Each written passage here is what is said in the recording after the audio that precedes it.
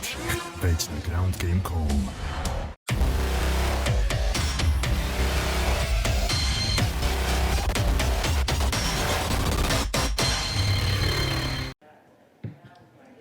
Cynthia, welcome back. It's been 10 months, I think. You had surgery in between. What's the feel now to finally be back on a fight week?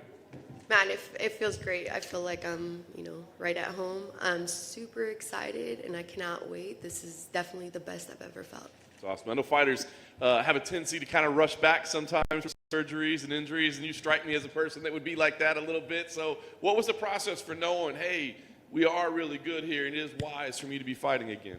I've had to deal with so many different injuries, like in my last 10 years, that I've definitely had to become more patient and learning. And also having the Apex helps out a ton. They're pretty much overseeing my, my recovery the whole way. So that's obviously a ton of help. That's awesome.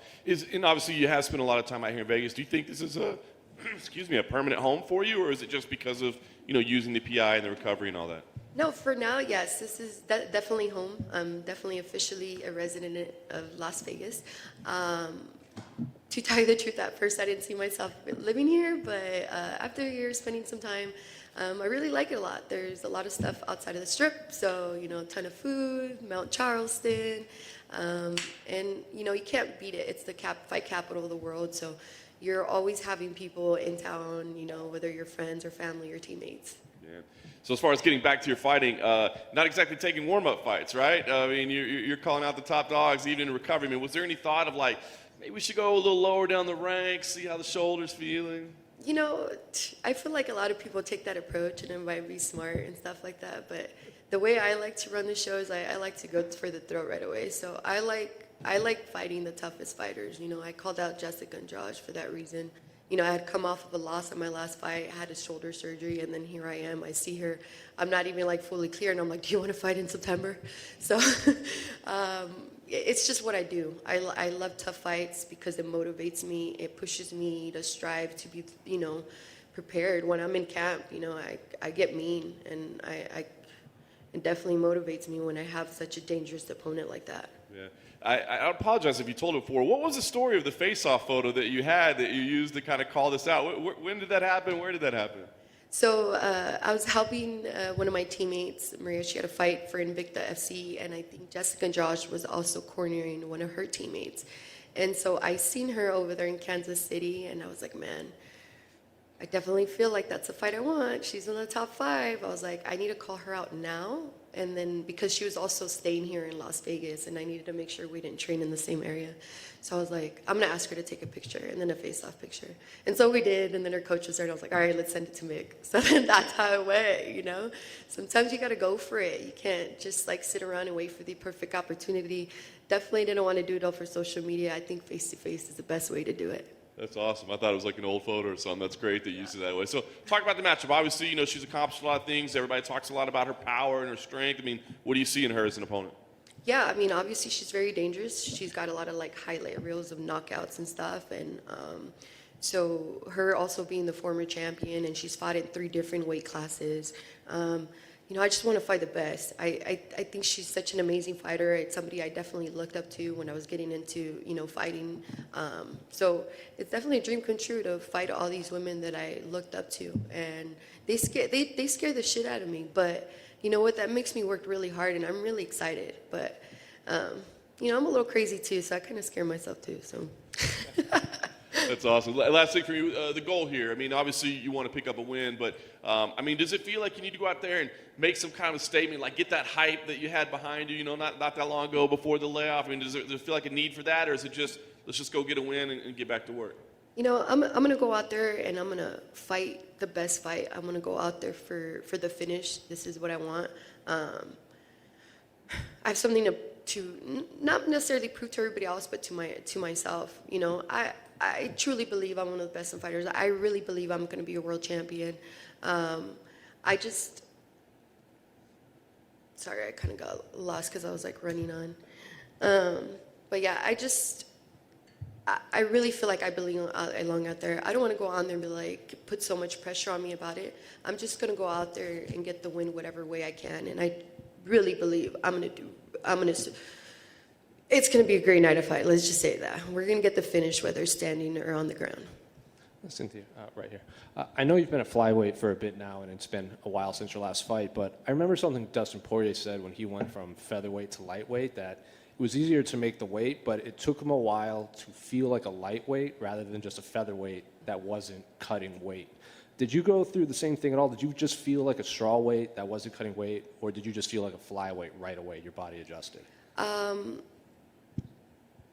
I felt at first it was a little bit in between for sure, where I felt like I was too big for strawweight and too small for flyweight. But now having to have my shoulder injury and sitting out and working with the Apex, I definitely feel like a true flyweight. I guess, you know what, I honestly feel like I was always a true flyweight. The issue is that I think we were all just cutting a lot of weight. I think everybody's getting a lot better about like not having these drastic weight cuts. But I felt like I should have been a flyweight. At the time when I first started, there was no flyweight division. Honestly, I don't even know how I made 115, but yeah. Cynthia, over here. Have you brought in anyone specific to kind of replicate Jessica for this camp? No, I didn't bring anybody specific into this fight camp. Luckily for me, there is a lot of training partners here in Las Vegas. I did have one specific partner who happens to be shorter than me, and he's like the same height as Jessica Andrade. His name's Aleko Poinier. He's a professional out of Extreme Couture and 10 Planet. And yeah, he pretty much helped me out for most of my rounds. I was able to use it because obviously she's short and kind of big, and that's exactly how he was. So I did find a good training partner. Very cool. And, you know, she's a former champion, of course. So does that kind of make this fight feel like a title fight before a title fight for you? Obviously a big name and big spot. I mean, absolutely. I mean, not only is she the ex-champ, an ex-champ at the strawweight, but she's also the #1 contender in this division. So, I mean, obviously that would prove that I'm a true title contender if I'm up there beating a former champ who is also the #1 contender. Yeah. And what would you say has been your biggest learning experience in your career so far? I would say my biggest learning experience is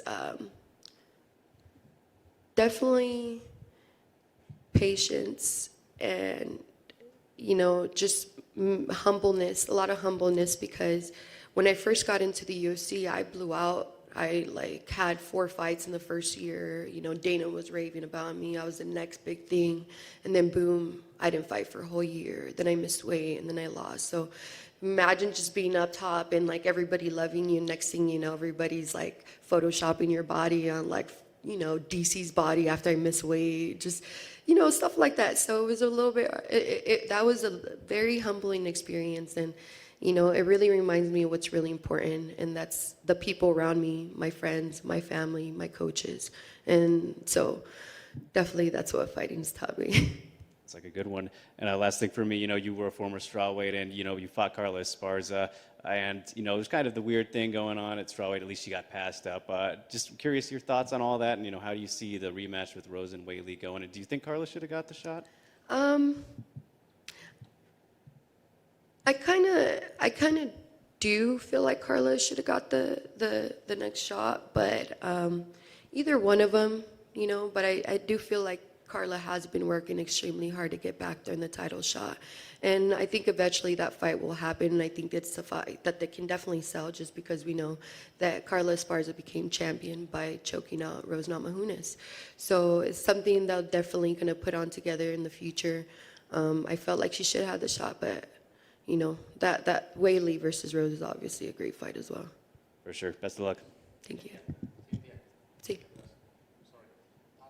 For the Hispanic audience, could you explain in Spanish your feelings and thoughts for the fight? Bueno, ahorita me siento bien emocionada. Estoy bien feliz, orgullosa de representar a todos los mexicanos, toda la comunidad latina.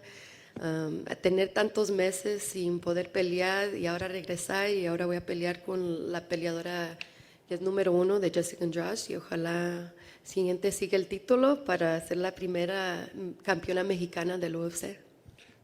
Estos días van a ser muy ocupados para los peleadores mexicanos. Peleas tú, pelea Ortega, el Canelo próximamente. ¿Para ti qué significa estar involucrado en una etapa tan tan ocupada para los peleadores mexicanos?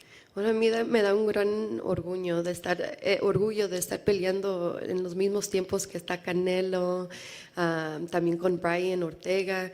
Obviamente los mexicanos siempre hemos tenido gran corazón, gran peleadores, y a mí significa algo grande.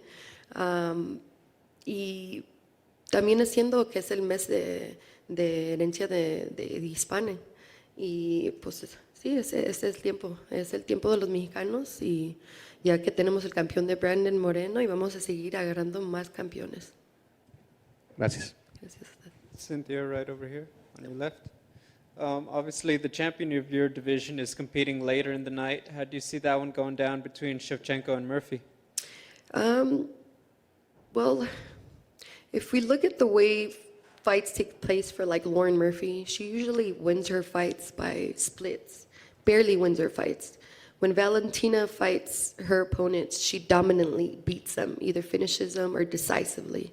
And for that reason, to be the champion, you can't barely beat the champion. And Lauren that's how she kind of barely scrapes by winning those fights. So I just don't see her pulling it off. I think she's going to come out short.